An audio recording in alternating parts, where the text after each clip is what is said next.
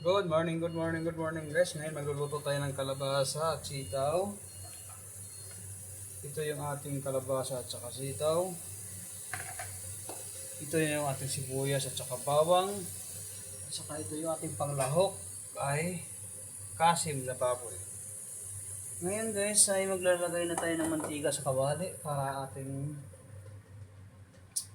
igisa muna tong baboy.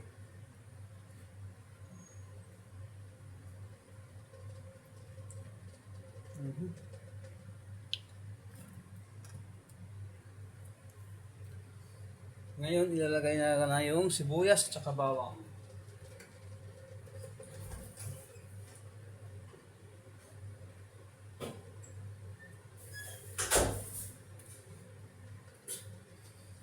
Ilagay ko na yung sibuyas at saka bawang.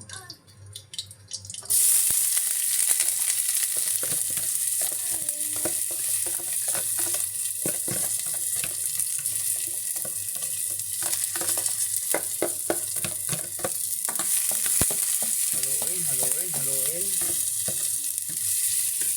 I-mix naman natin yung lahok natin ng ating baboy na kasim.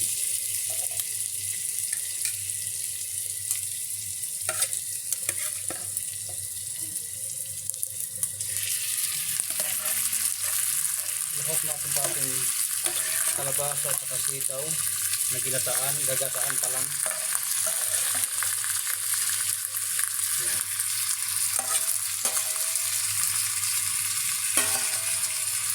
Yan. Daming lahok guys, ano?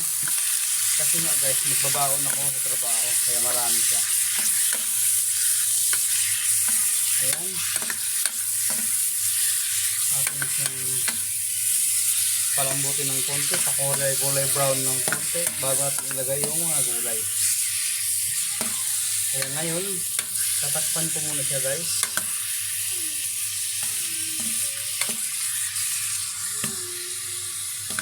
Tatakpan muna natin ito.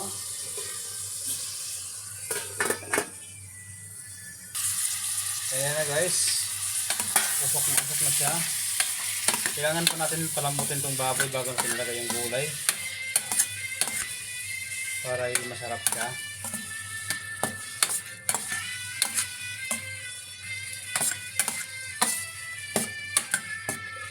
Kulang pa siya sa palambot guys, kaya tatakpan ko pa siya uli.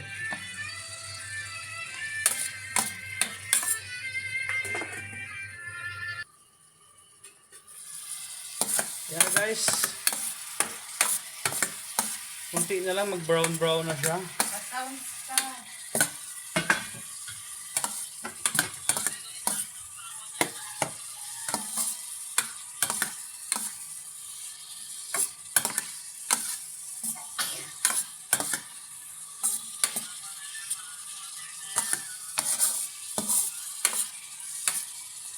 Nalagay ko na yung gulay.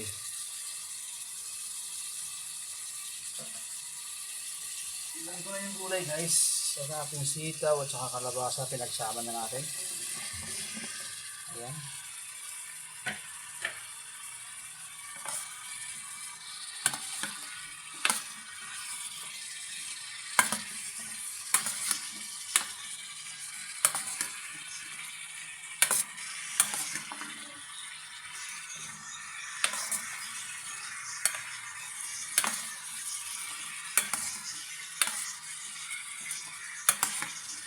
Ayan guys,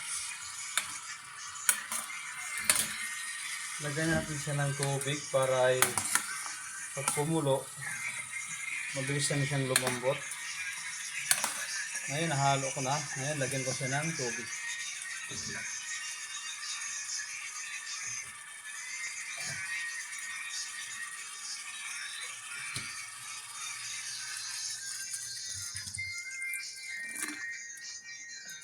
Tama na to guys, pangpalambot lang naman para lumambot tong ating sitaw at saka kalabasa. At pag lumambot na guys, lagyan natin siya ng gata. Ngayon lagyan ko siya ng paminta.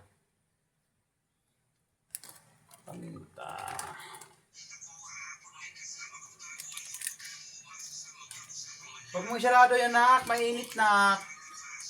Nagluluto ako. Oh God.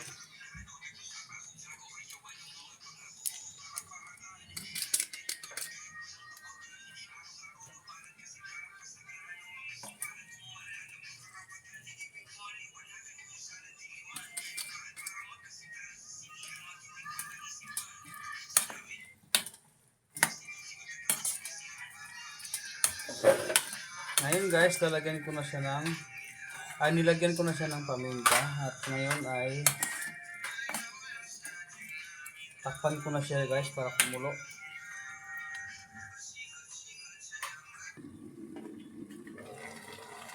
Ayan guys, kulong-kulo ng ating gulay.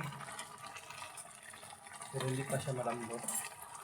Nararamdaman ko pa siyang hindi pa siya malambot. Kulang pa siya sa lambot guys.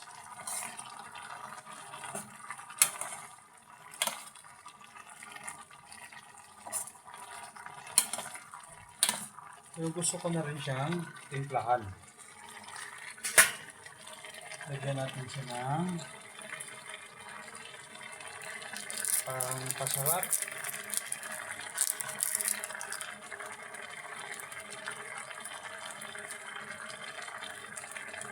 Cubes.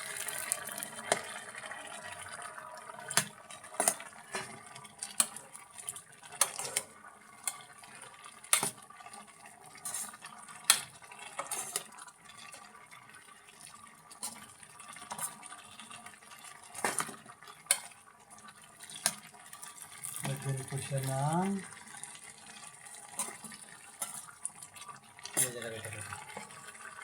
oyster sauce. Ang tanong, hindi oyster sauce tayo.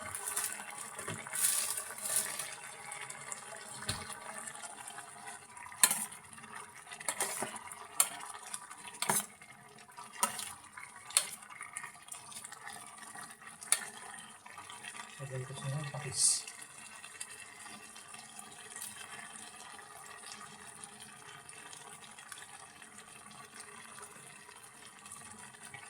Para umalat.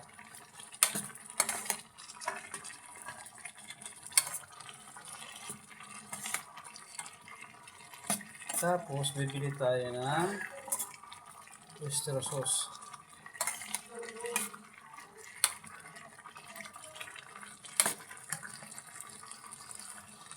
Ngayon guys, lalagyan natin siya ng oyster sauce.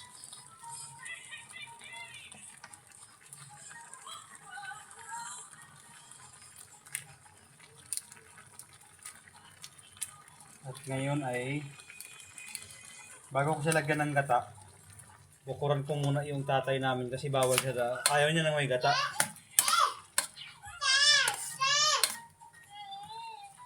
Ana? Sinisigaw-sigaw mo? Ito na yung ating kalabasa, tas sitaw, tas maraming lahok na baboy. Kalahati kilo itong lahok na ito. Ngayon,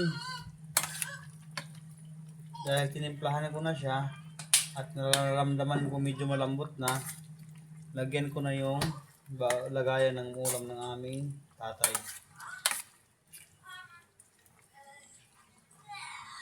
Para makakain na siya ng gulay.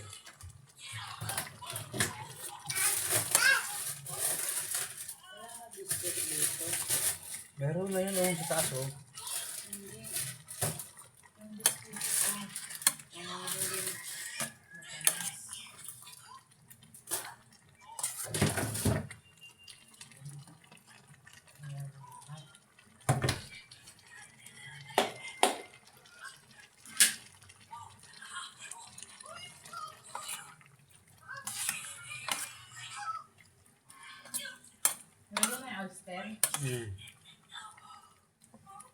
Ayan na guys.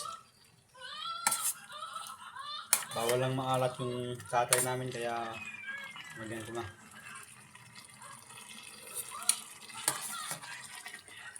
Ito lang. Ayaw rin niya ng maraming kalabasa kasi nga mapili siya. Sabagay, ganun talaga pag matanda na mapili na.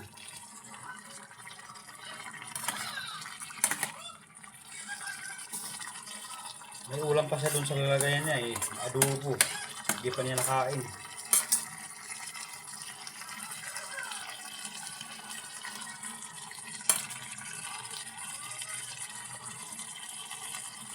Ayan na guys. Yung aking ibibigay sa aking tatay.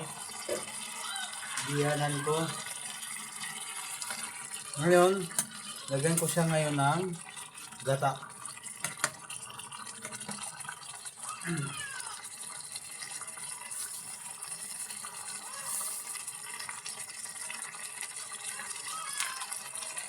Gata. Ginataan siya na kalabasa tapos sitaw.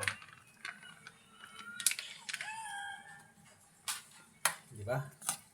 Ayan na guys. Antayin na lang natin lumapot-lapot at pwede nang kumain. Ang ating ginataang kalabasa at sitaw. Thank you for watching my YouTube channel guys. God bless.